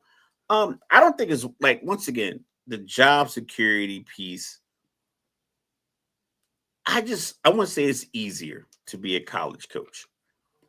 I just feel like you have more ways of influencing good players to come to your school and stay at your school. Right. Mainly, there is like a conglomerate of people called the alumni who want the school to be successful. I'm a Falcons fan. I'm not doing extra shit to get Bijan Robinson to sign an extension when his contract is up. But you get a 5-star kid out of Texas that's thinking about going to Texas A&M. I guarantee you some booster or alumni from Texas who knows that guy's grandfather or his dad or went to college with his mom will help you influence this kid to come to Texas without you even have to do it. They'll set up the meeting. They're like, you want to meet Sark? Like they'll literally bring these guys to your games. They'll drive them there. Car dealerships are donating cars to these colleges to get these kids to stay. You going to the NFL, bad move. Because I don't know what you're trying to prove. Because the NFL is not going to deal with, like, they're not going to deal with mediocrity. Like we talk about Aaron Glenn, he's probably going to be out this year. We think Raheem Morris is probably going to be out this year. Brian Daboll, maybe they ride it out again. But if the Giants run off this losing streak that we think they are, it's going to be very hard for them to bring him back. So it's like, there's nothing he can do. He didn't pick that guy. He wasn't allowed to influence like all these other players. It's like, I get the team that I get. And then when a guy gets hurt, he doesn't have another Cam Scatterboo on the team. But if Cam Scatterboo or a player of that caliber gets injured at Texas, you probably have another 4-star guy or a 3-star guy that's been there for a year, worked his body up, who's the equivalent of the guy that goes down. So I don't think you had CJ Baxter go down and then came Wisner, but yeah. All right. So here's one of my favorite parts of the week. I'm gonna give you a stat. You tell me where it came from. All right. All right. First half total yards, 393. Opponent, -18. Utah versus Colorado. Utah versus Colorado. Oh, my Lord, have mercy, Mr. Logical. So, look, it's easy for me to ask you if Prime should leave, because he's got all the health stuff going on, all that kind of stuff. It would be easy for me to ask you that.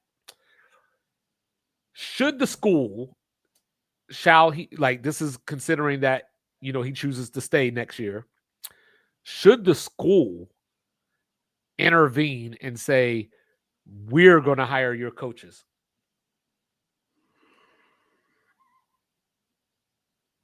That's a good question.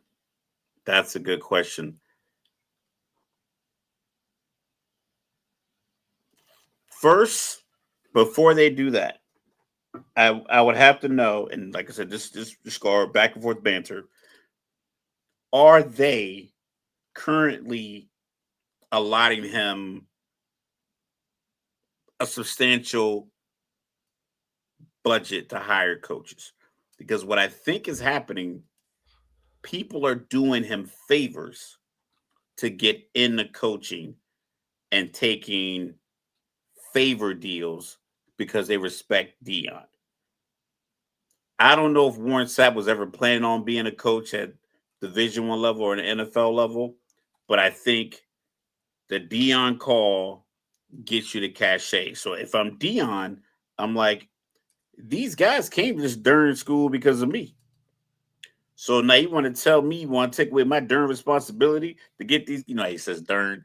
Yeah. So that's the thing is like, if he has a big enough budget to hire, if he has a budget where he could have called Joe Brady and got him to be offensive coordinator, but instead he called his buddy Pat Shurmur, then I'd intervene. But if he doesn't have that kind of money and the school doesn't have that kind of money to offer, then you're kind of in the position of what you can purchase. So that's the thing I would have to answer. If the school has the money to pay a guy to come be the offensive coordinator there instead of taking a head coaching job at Virginia Tech, then yeah, they should intervene. But if you don't have that kind of money then you got to ride the cachet of Deion, which you've been riding for the past couple of years. Like, that's why Colorado's conversation is happening. Yes. Is it a good look that he's losing these games? No. But you see everything that's going on around him. He's getting players there. They just got to execute. And if you don't, and you might have to make some hard decisions. But like, I think if you get to the point where you're trying to dictate to him who his coaches are, then you should just go ahead and negotiate that buyout and go back to your standard Colorado football and get out of the limelight. So Deion, himself, his buyout is $12 million if he leaves voluntarily, before New Year's Eve. It drops to $10 million, if he leaves before the end of 2026. So by 2029, it'll drop down to $3 million. That's just the buyout. The actual contract that he's on right now is 5 years, $54 million. Okay. Pat Shurmur, as the offensive coordinator, is making $850. Leftwich isn't getting paid. He's being classified as a volunteer. Marshall Falk is making $400,000. That includes incentives. And then Warren Sapp, is making $150. Okay. Now I'm gonna look up average assistant coaches.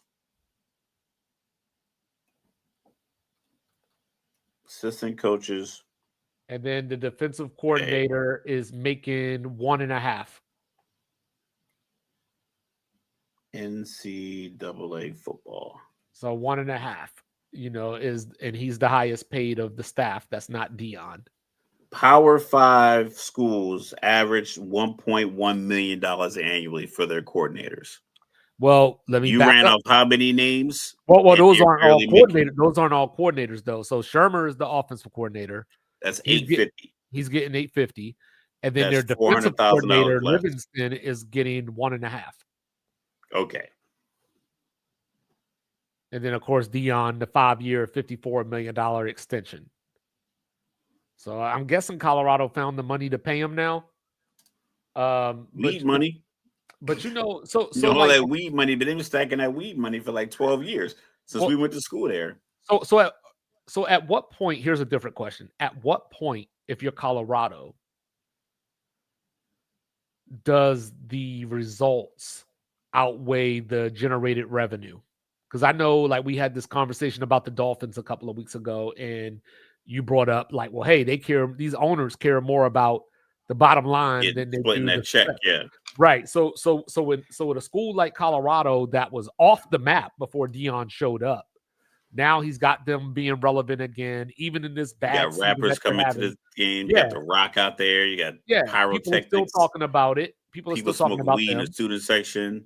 But at what point does the generated revenue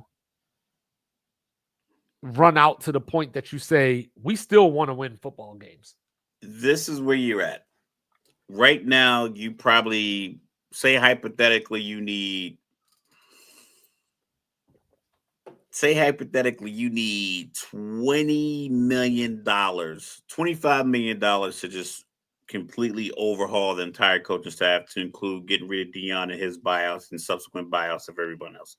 You need $25 million. And right now you're sitting at $20 million. Okay. You go through the rest of this season and next season, you get your $20 million buyout nest egg, and then you use it. And then you use the rest of that money that you get from Deion's cachet to try to hire the next coach and hope that the buzz stays around enough to where you can keep half the stadium full, and then you could get a coach that can bring in some players that's going to help you win. It's unlikely because you didn't have a history of that before, but you can't keep putting yourself on primetime television and in these primetime games and have this kind of microscope on you and not have the results. It's unfortunate. The reason I bring that we live in a results-based world. Like, you can love all you want, and I love Deion as a player. I've always been a fan, love him as a man, but I can't keep paying you if your teams are gonna go. Yeah, you could go 6-5, 6-6. That happens, but you can't lose by 30 and 40 points in your 6 losses every single year. Yeah, You know so what I I mean? think for me, the reason that I asked that question is I gotta think that the speeches run out at some point. Like, we were talking about like this with Mike Tomlin a little bit. Like maybe you get tired of the voice, the cliches, so on and so forth. Because I was watching Deion at halftime the other day when they were down 43-0, and it was more like, so you guys just want to look bad? So are you guys going to do something? It was more like that. It was more like I'm hoping and praying that y'all come out here in the second half and play better, not here's what we need to do to play better, or here's what And we need to do to. I'll play devil's And I think advocate. that gets old. I talked about my son's high It's school like program. We Diddy made the asking playoffs. like, you gonna open the studio? Yeah, yeah. So we got a playoff game on Friday. My son had a big interception, big touchdown catch in the game last Friday. I was very proud of him. Cried a little bit. It happens. But sometimes we lose games. Been competing. My youngest son, is a current high school junior. He's been playing in the junior Greyhound program. Started like 2016. My oldest son started playing high school football in 2017. So his last 3 years of high school, he played. And we win some, we lose some. Sometimes we're like overmatched, but it's, you win some, you lose some, you grind, you play hard. And Rachel asked me, so why, like, how come people love this program so much? I'm like, because it's authentically a family program. Like, the coaches know your son personally. The cheerleading coaches know your daughter personally. They help them with homework. They help them with college plans. They get them in contact with college coaches. They like a lot of the coaches or teachers, they set up tutoring sessions. Like, yo, take this AP class. He's taking it. He's taking it. He's taking it. It looks good in your transcript. Tutor. All right, cool. Every Thursday night before the game, we have pasta dinner. Then you get a hoodies with your name on it. And then when the season's over, they guide you through your other sports. You're going to wrestle. Here, come lift weights with me. So it's a real family program. Like, they're really setting you up for this camaraderie. So a lot of these young guys, like, they go to college together. A lot of these guys, we have a lot of laborers. So we have guys who work power lines. We got a lot of police officers coming out of my school, a lot of military. Like, they get joined at the hip in the football program and then go off into the world that way. And I think Deion has that same kind of expectation. Like, listen, I'm gonna try to make you the best man I could be for your family. We talked about the money he put into the starting the savings accounts for all the guys who had kids. Granted, I'm pretty sure all coaches have some level of connectivity with their players, but Deion does it very vocally and it's very obvious. So to replace him, you're gonna need someone who can authentically do that. Or you just say, you know what, we just want to win football games. We're worried about them becoming better men on their own.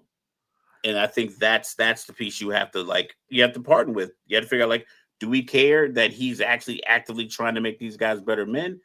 And we just need to make better plays? Or do you just want better plays and hope that you can maintain this revenue stream that he's created organically? So if you're one of the last question, if you're one of these schools that are open right now, take out LSU, take out Florida, Correct. Maybe Penn State too. But like, say Auburn comes open, Wisconsin comes open, are you Virginia Tech? They're already open. UCLA's open. Do you consider bringing in Deion?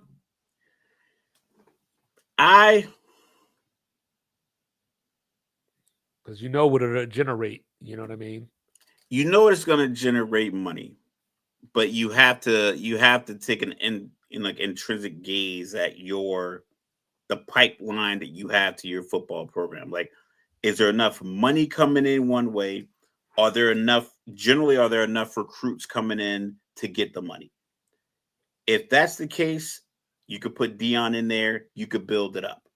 For instance, like Penn State. I think Penn State could use Deion because they have the money, they have the type of players that you need to be successful. Colorado wasn't getting those players. So Deion is grabbing guys from Florida, down south, all over the place, Texas, to come to Colorado. It's a complete culture shock.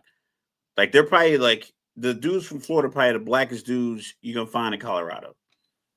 So it's like it's a total culture shock. If he gets closer to down south, I think Auburn would be a great landing spot for him because that's his region. Like as far as like growing up, like that Alabama, Georgia, Florida area, I think that speaks to him. He has big houses and stuff in like And you Texas. got two So I Texas think that works. schools in your conference, that you'll play every so often. And then you'll be able to. I think you'll be able to recruit. So I think that would work. I just don't know if his health. Like I don't know if he wants to take a break. I imagine that if some kind of buyout, if he has to change, I imagine he would take some time off, at least a year to recoup. Okay. All right. So speaking of college, Matt Painter. See, I didn't call him Curtis this time. Matt Painter, the head coach over at Purdue, and Tom Izzo been speaking out because all of a sudden G League players can come back to college basketball. And, Matt Painter is, he had the line of the day, because I'm still trying to get used to this X/Twitter thing. But one thing that I do know is NBA Centel. And, he made the comment that when he first saw this, he thought it was an NBA Centel joke. So, like he couldn't even believe it. So first things first, Mr. Logical, where do you stand on these G League players having the ability to come back to college basketball? They shouldn't come back. You're a pro. You were a class of 2022. You had your opportunity to play college basketball. Now you got to grind your way back through the professional ranks that go around the world to get back to the professional leagues. Like you can't come get professional training, professional pay, professional diets or whatever the case may be, and then try to go back to college. And it's like, as a college coach, I'm like, why would you do that? Like, why would you take a 24-year-old guy, 25-year-old guy who is already just so you can win? It's like, I understand winning is important, but like I said with Deion, it's like, yo, groom these guys to be like good men, like, help build a future instead of just trying to like just grab a win here and there. It just I don't know. I don't like it. I think it's, and I think it's just a bad look because everyone's harping on these players for chasing money. Everyone's harping on these players for transferring. They're calling them sellouts. They're telling me he's not committed to the team. But yet you got coaches and ADs and universities willing to circumvent the rules or create new rules just so they can get a couple extra wins. Now, once you bring this dude in, he don't help you win. Now you miss out on a really good recruit who's going to go to the school and they're going to beat you because you got a guy who you can't teach him. What are you going to teach a guy who's 25 trying to play college basketball? So I got a couple of different thoughts. So as of right now, to my knowledge, Louisville has London Johnson and Thierry Darlin, hopefully I'm saying that right, is at Santa Clara. There's word on the street that there's an Egyptian center, who might be coming to college as well. So first things first, right? So these are guys that still have eligibility left, because, the rule, you go into the NBA draft, you can pull your name out. If you don't, you're stuck in the draft. These are guys that didn't go through the draft process at all. These are guys that still have years of eligibility left. They have their 5 years from high school still left. So maybe they were in college for 2 years, went to the G League, and they have 3 years remaining, something along those lines. That the G League year does count, so you would have 2 years left. But this was where I was trying to think about it.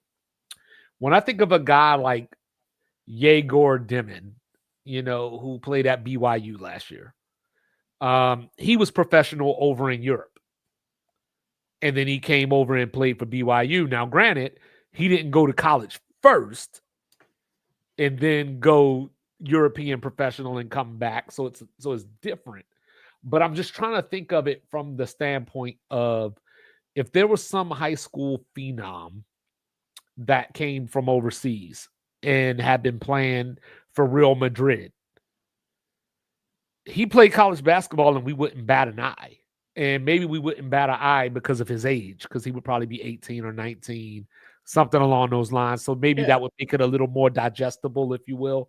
But I don't like it from the standpoint of you're taking an opportunity from a high school student. You know what I mean? A guy that exactly that's the problem. Yeah, Everybody from the top is taking like opportunities for high school kids are slimming, and like the whole point, you put parents in jail if the kid doesn't go to school, high school.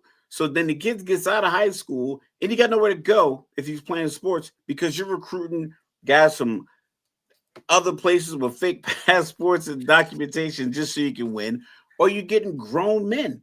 So let me ask you this. It's like it's college. It's so here's a question for you real quick. 17, 18 to 22, 23 at the late. Like you shouldn't be 26 years old lining up across from a 19-year-old. So how would you feel?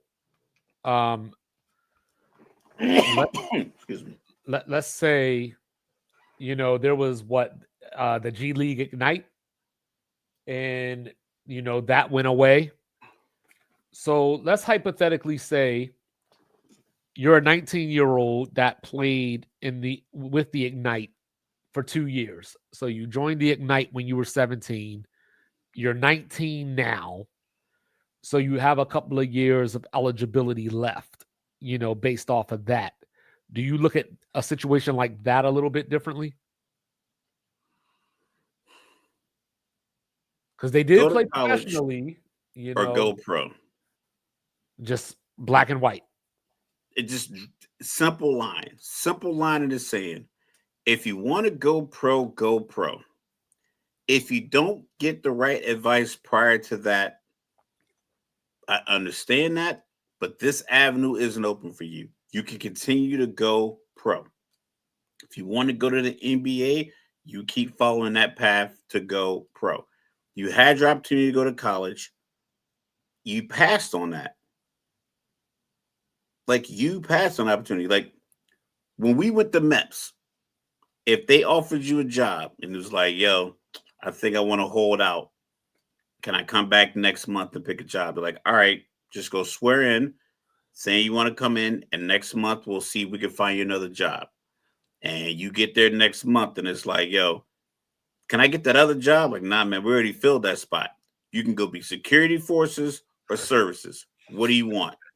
You're like, no, but you told me I could be this. Like, yeah, that was last month. The price of the brick went up. You sat around and wasted this opportunity. You don't get to go back, which is a lesson you learn in life. It's not built for it always to work out for you. But you don't get to jam somebody else up so you can get your opportunity. These people did it the right way. They went through school, finished, graduated, and they moved on.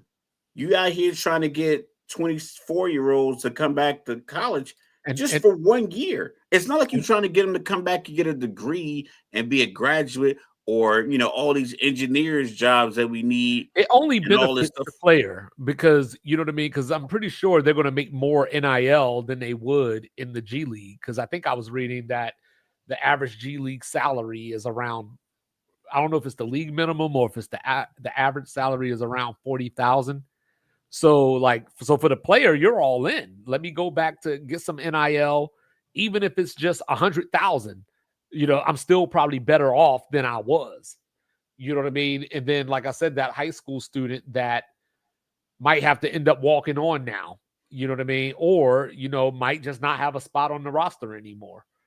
And I think that's the part. Yeah, that's the part. That's the biggest part for me. Is like you had your opportunity. You went out, got a little tiny bag that you felt wasn't big enough. So now you want to come back here. It's like, imagine graduating high school and then coming back and just sitting at my table in the cafeteria like, yo, dog, you graduated.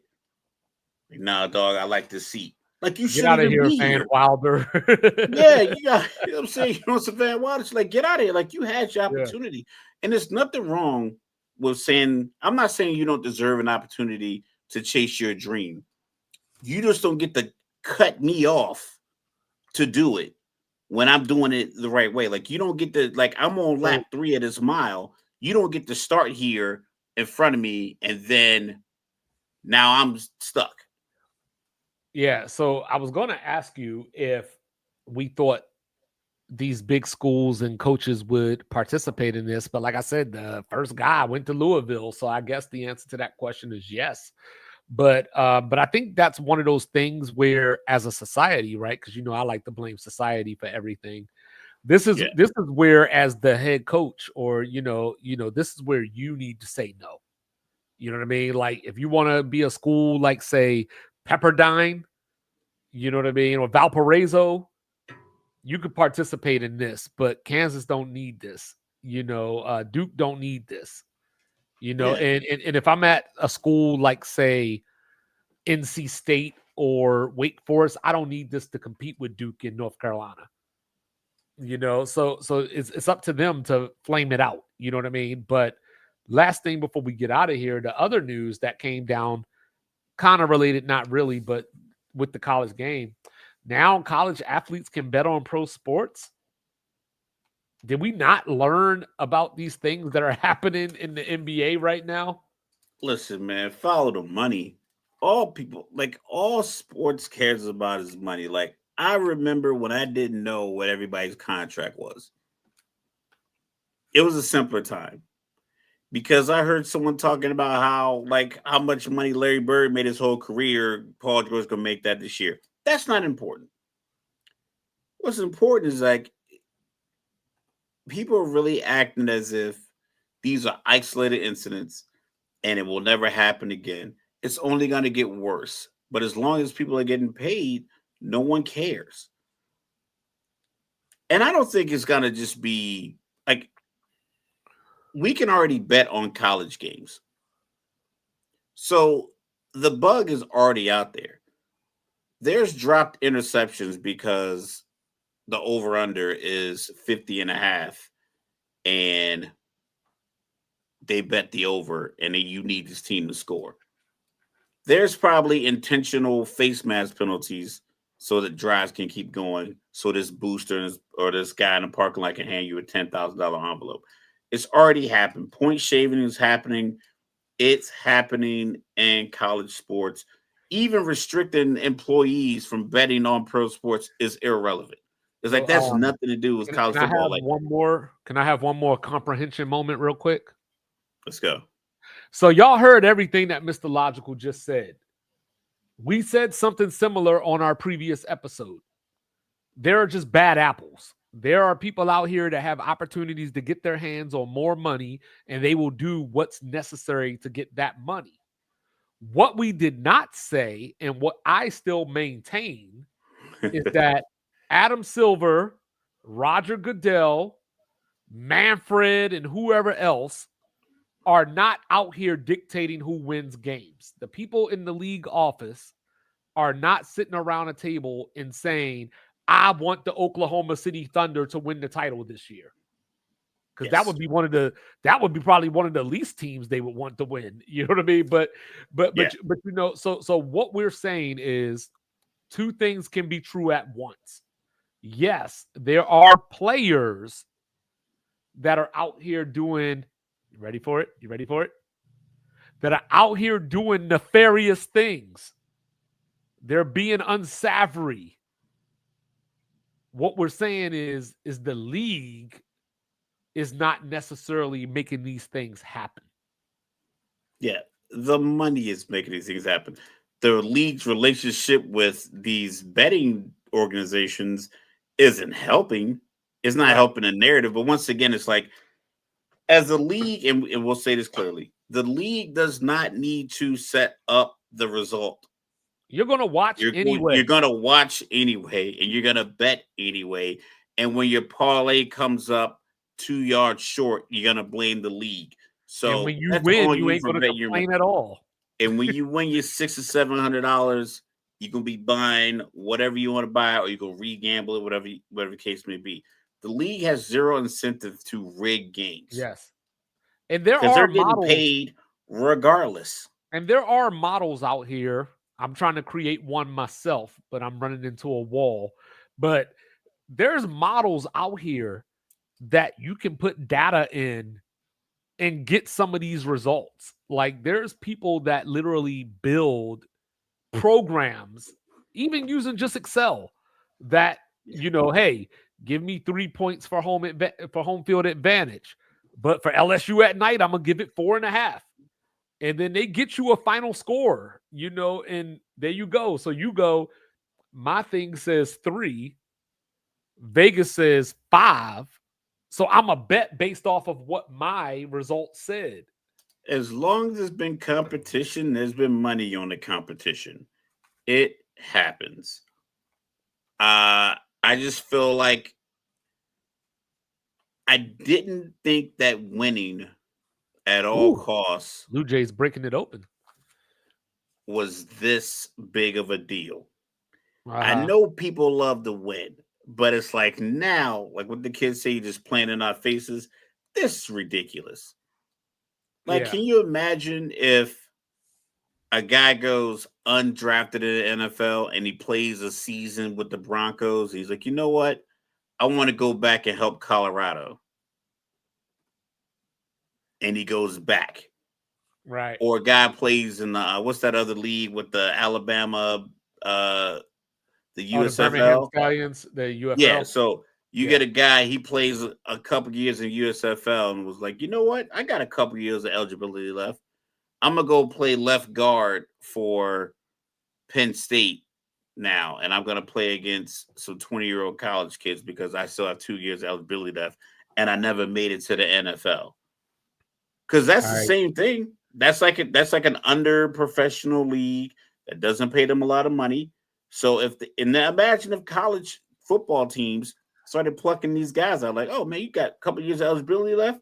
Come on back from what's the team, the St. Louis Blackhawks or whatever they were, or Nighthawks or Skyhawks, the Battle Hawks. Battle Hawks. Yeah, come on in and get this extra year eligibility down here in Auburn.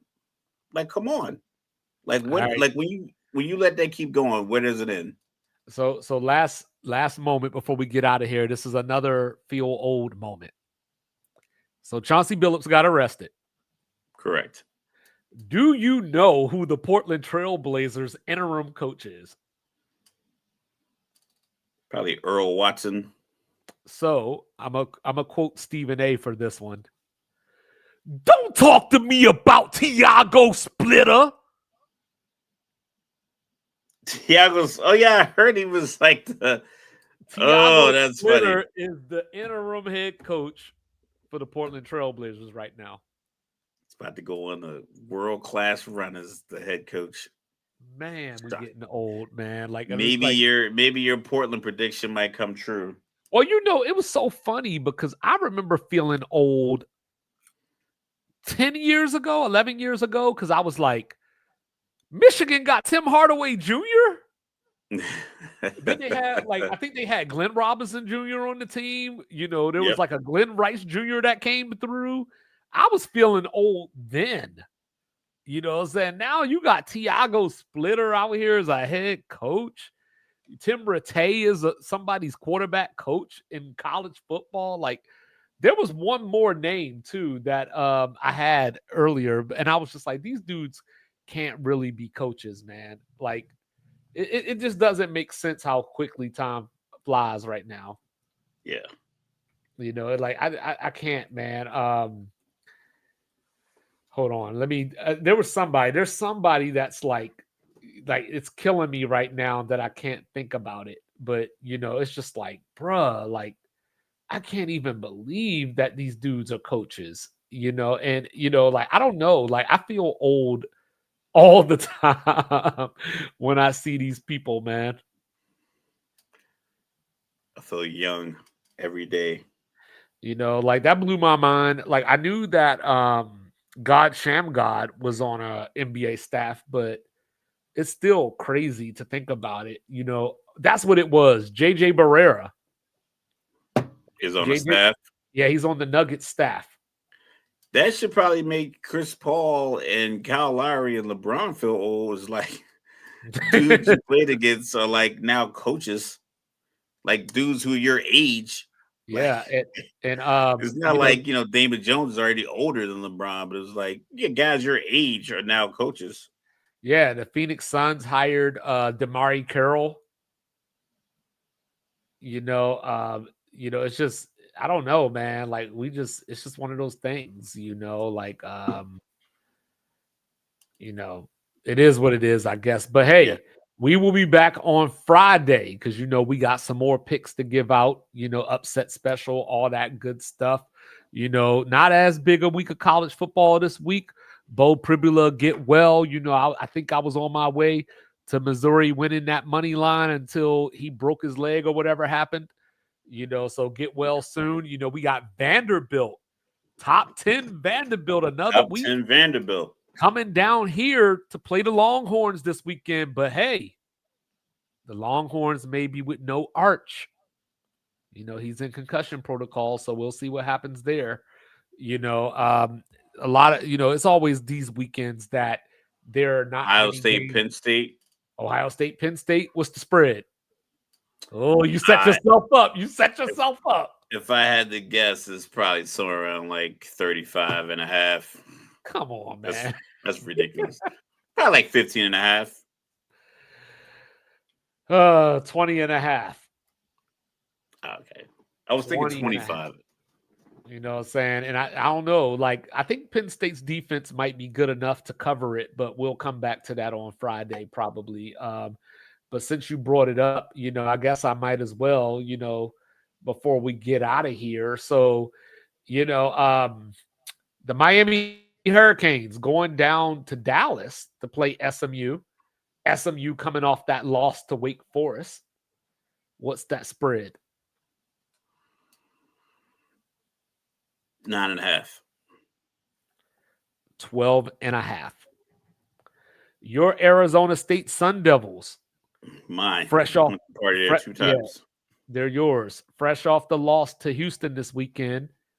Which I did give you an upset special. They're going to Iowa State, who they beat in the Big 12 championship game last year. What's that spread? Iowa State 4.5. 7.5. All right, final one before we get out of here. Yeah. This weekend is the world's largest outdoor cocktail party. Billy Napier is gone. Game is in Jacksonville, so Georgia, Florida. What's that spread?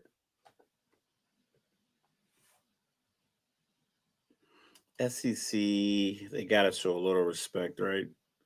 Got to show a little respect. Low respect. 17.5. 7.5. That's too much respect. 7.5. And then, congratulations to Houston and Memphis for making the top 25 this week. Iowa and Washington still waiting to get in. So you know what, Iowa? You are charged. Not this weekend, but next weekend. You are charged with protecting your home field against Oregon. He is the one and only world famous, world renowned, cool, calm, and collected. Born in Texas, raised in VA, representing everything New Jerusalem. Every now and again, you might catch him in a Rutgers jersey, but not too often. He is Mr. Logical. Do not bring feelings to a fact fight. Don't do it. And then, of course, down here, I'm your resident unorthodox statistician, going left so much you thought I was southpaw, going left so much that I don't want this Manny Pacquiao-Floyd Mayweather rematch. I do believe in Joe Hendry. I am 2-5. This is Sports Reports Order. Thanks for joining us. Catch us on them DSPs. You know what I'm saying? Episode will be out tomorrow at 6 a.m. Eastern. Like, review, subscribe, share, rate, do all the free things. Do all the good things. And if you're doing the good thing, hop on the bad foot and grab a liquid death. See you on Friday. Love y'all. Boom. To go down. Sports reports, no gimmicks, no clowns. 2-5, Mr. Logical, we run this town. Real talk only, no chasing, no doubt. From